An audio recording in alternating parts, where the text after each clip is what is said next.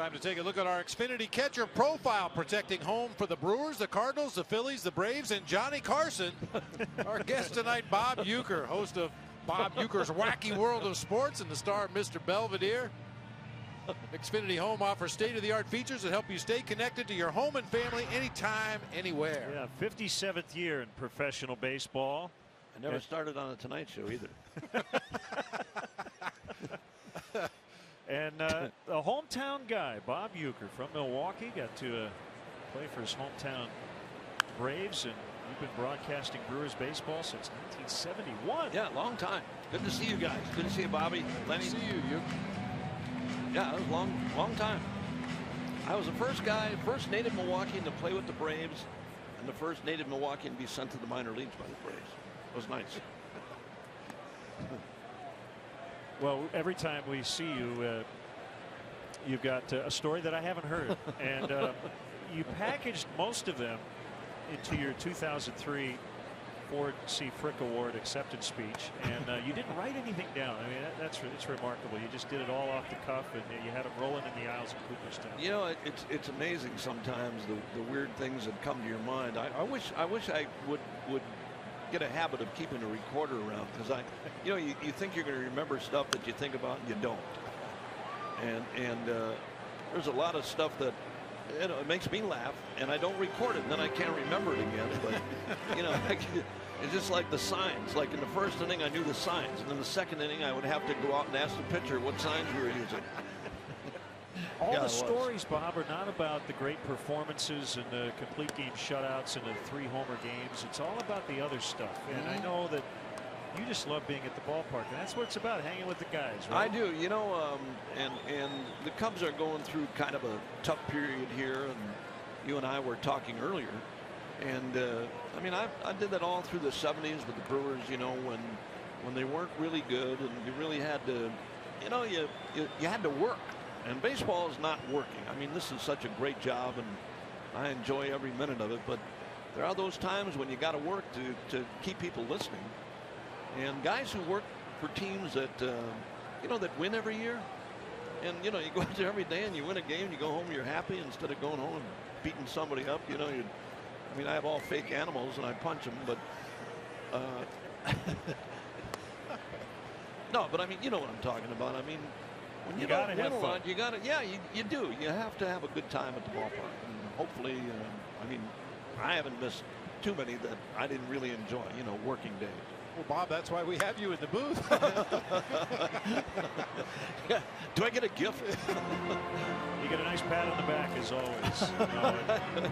So, have you the statue? We got a Bob Uecker statue. Now, when you started this way back when, did you think, I want a statue?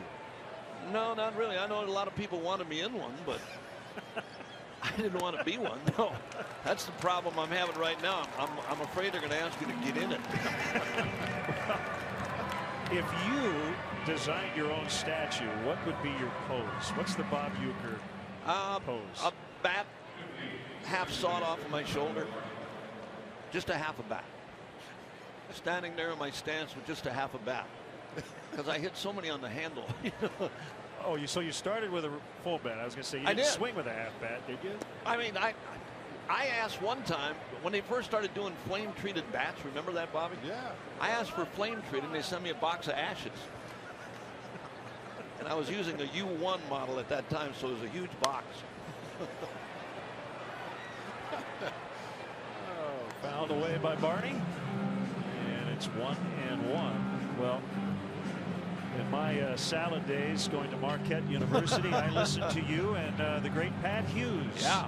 And you guys used to go to Toronto when the Brewers were in the American League, and you used to convert meters to feet. Yes, I did.